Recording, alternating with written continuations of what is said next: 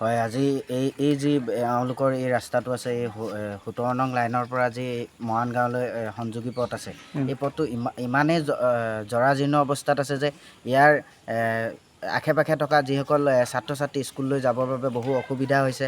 আৰু আমাৰ বিভিন্ন ধৰণৰ আজি যদি মানুহ এটাৰ বেমাৰো হ'ল বা এম্বুলেঞ্চ এখন পাৰ হ'বলৈও এই ৰাস্তাটোত অসুবিধা হৈছে। ইমান ডাঙৰ ডাঙৰ দ সদিক পুখুৰীৰ নিচিনা পুখুৰী সদৃশ মানে গাঁত ইয়াত সৃষ্টি হৈছে। গতিকে এইসমূহ তেওঁলোকে যদি খবৰ ল'বলৈ যায় বিভাগীয় কৰ্তৃপক্ষ বা বিভাগীয় যি ব্যক্তিসকলৰ লগত তেওঁলোকে কথা আলাপ আলোচনা কৰে, তেতিয়া তেওঁলোকে কয় যে ৰাস্তাটো আহি আছে। কিন্তু আজি পৰ্যন্ত এই ৰাস্তাটো সদায় তেওঁলোকে আজি আহি আছে বুলি কৈ 2 বছৰ দিন পাৰ হৈ গ'ল, বা 2 বছৰ দিনৰ আগতো এই ৰাস্তাটো বেয়াই হৈ আছিলে। কিন্তু তেওঁলোকে জনোৱাৰ স্বত্তেও এই 2 বছৰ দিন পাৰ হৈ গ'ল, আহি আছে ৰাস্তাটো। চৰকাৰ সলনি হৈ গৈছে, কিন্তু এই ৰাস্তাটো কেতিয়াও অহাই নাই আৰু ভালো হোৱা নাই। গতিকে এই ৰাস্তাটো দায়িত্ব কোনে ল'ব? আজি আমি দেখোঁ কংগ্ৰেছ হওক বিজেপি হওক, আমি ইয়াত ভোট বিচাৰি অহা আমি সকলোৱে দেখোঁ। কিন্তু তেওঁলোকে কয় যে আপোনালোকৰ ৰাস্তা ঘাট বা বিভিন্ন সমস্যা তেওঁলোকে সমাধান কৰি দিম বুলি কথা দিয়ে। কিন্তু আজি আমাৰ ইয়াৰে স্থানীয় যিজন বিধায়ক দেৱব্ৰত শইকীয়া ডাঙৰীয়া, তেখেতক মই ক'ব বিচাৰোঁ, তেখেতৰ এই যি গৃহ সমষ্টিত তেওঁলোকে নেকি তেওঁ আমি দেখি থাকোঁ, তেওঁ ফেচবুকতো বহুত ডাঙৰ ডাঙৰ পোষ্ট দেখোঁ, লগতে তেওঁ বহুত ডাঙৰ ডাঙৰ কথাও কয় যে তেওঁৰ সমষ্টিত কাম কৰিছে, কিবা কৰিছে। তেওঁতো আমাৰ যি আজি এই ৰাস্তাটো যেনেধৰণে অৱস্থা হৈছে, তো তেওঁ কোনো ধৰণৰ পদক্ষেপ লোৱা নাই। আজি 5 বছৰে তেওঁ এই ৰাস্তাটোত এদিনো অহা যোৱা নকৰিলে নেকি? তেওঁ এই ৰাস্তাটো চাবৰ বাবে, এই ৰাইজখিনিক চাবৰ বাবে এদিনো নাহিলে নেকি? কেলৈ আপুনি চাহ শ্ৰমিক হোৱাৰ বাবে এওঁলোকৰ ইয়াত এপাক হ'লেও আপোনাৰ খবৰ লোৱাৰ মানে সময় নোলালে নেকি? আপোনাৰ দায়িত্ব আছিলে।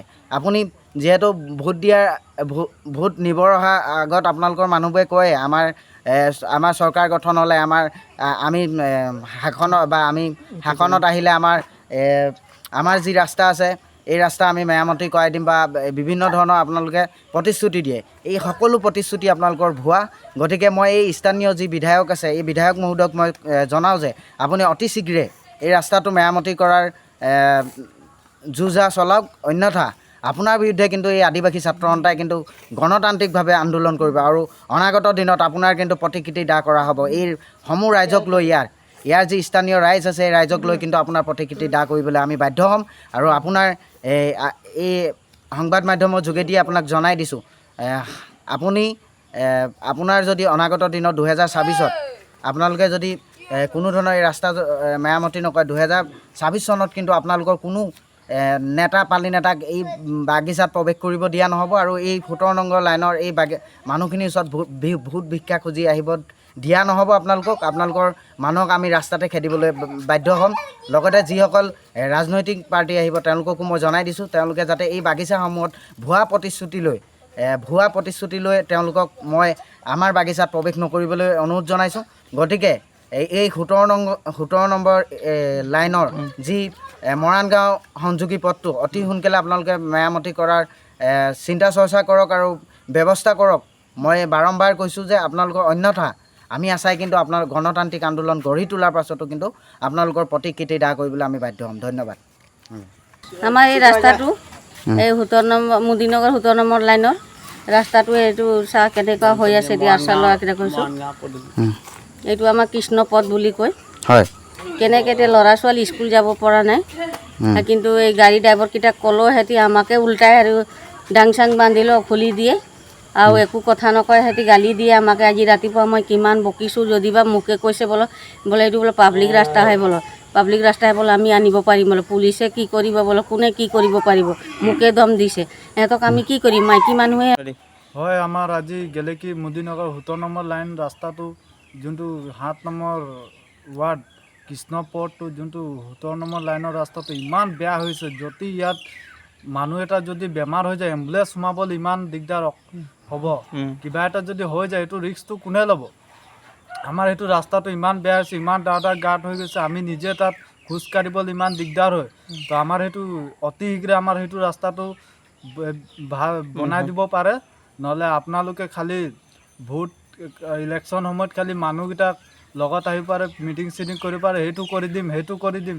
এতিয়ালৈ কি কৰা? আমাৰ সেইটো ৰাস্তা ইমান 5-10 বছৰমান হৈ গৈছে, এবাৰো সেইটো ৰাস্তাত বনোৱা নাই। মই নিজে 10 বছৰ বেছি হৈছে, 20 বছৰমান হৈছে সেইটো ৰাস্তা এতিয়ালৈকে বনোৱা নাই। কিয়, কি কাৰণে বনোৱা নাই?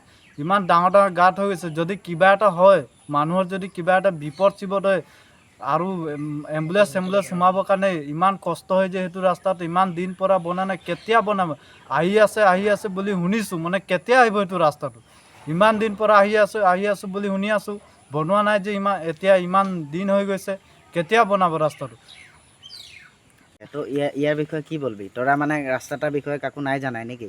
তো যদি জানাই রহি মানে কি বলবি? এত বেয়া যে স্কুল যোৱা ল'ৰা ছোৱালীগিলা আসা যোৱা করতে অলপ প্রবলেম হয়। তো ইয়ার বিষয়ে কি বলতে খুঁজি? यार विषय कोनो बोलते ना कर गोटे बकाए यार की बोलबो यार गाड़ी भी जान नहीं पारो मानुष भी जान नहीं पारो यहाँ कनी कौन सरकार के हानि बोलबो ये सरकार के बोल के लाभ ना है यार कौन सरकार बोलबो हमनी